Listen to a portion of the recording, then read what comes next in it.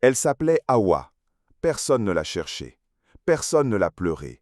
Elle a disparu dans le désert algérien, sans sépulture, sans médaille, sans mémoire. Mais elle avait sauvé des vies, et personne ne s'en souvient. Algérie, 1959, en pleine guerre d'indépendance. Des bombes explosent dans les montagnes de Kabylie, des soldats tombent dans les plaines d'Oran. Dans l'ombre, loin des projecteurs, une femme noire soigne les blessés, panse les plaies, sans armes, sans grade. Elle s'appelait Hawa Diop, infirmière sénégalaise envoyée par l'armée française. Mais l'histoire ne l'a pas retenue. Hawa est née à Saint-Louis du Sénégal en 1927. Fille d'un ancien tirailleur sénégalais revenu infirme de la Seconde Guerre mondiale, elle grandit dans un monde où les Noirs servent, mais ne sont jamais honorés. À 18 ans, elle entre à l'école d'infirmière coloniale, espérant un jour pouvoir soigner son peuple. Mais en 1958, tout bascule. On l'envoie en Algérie, pas dans un hôpital, non, sur le terrain, avec les troupes. Pas pour la gloire, pour l'oubli.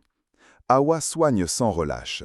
Des soldats français, des harkis, des civils algériens blessés entre deux feux.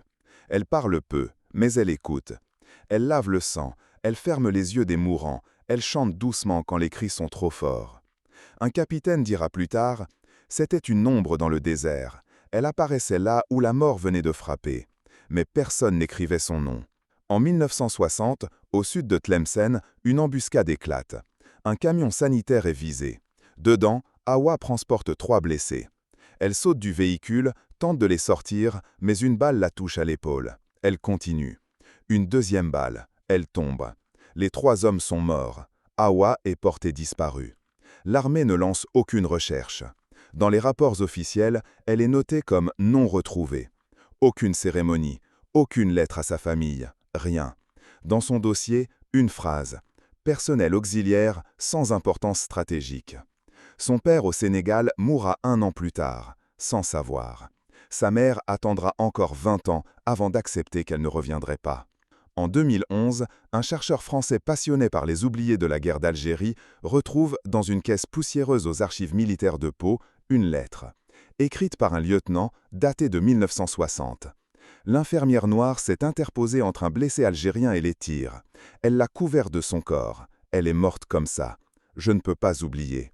Hawa est morte en héroïne, mais elle fut rayée des rapports, effacée parce que femme, effacée parce que noire, effacée parce que l'histoire préfère les statuts aux vérités qui dérangent. Hawa Diop n'a pas de tombe, mais elle mérite un nom gravé dans nos mémoires. Elle n'a pas porté d'armes, mais elle a combattu l'oubli. Elle n'a pas fait de discours, mais elle a incarné le courage silencieux.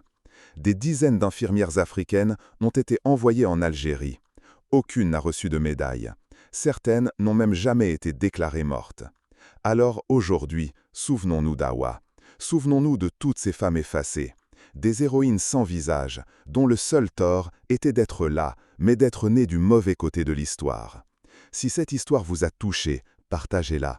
Faites vivre leur mémoire, pour qu'un jour, plus jamais, on ne puisse dire « elle n'était personne ». Abonnez-vous pour découvrir d'autres vérités oubliées.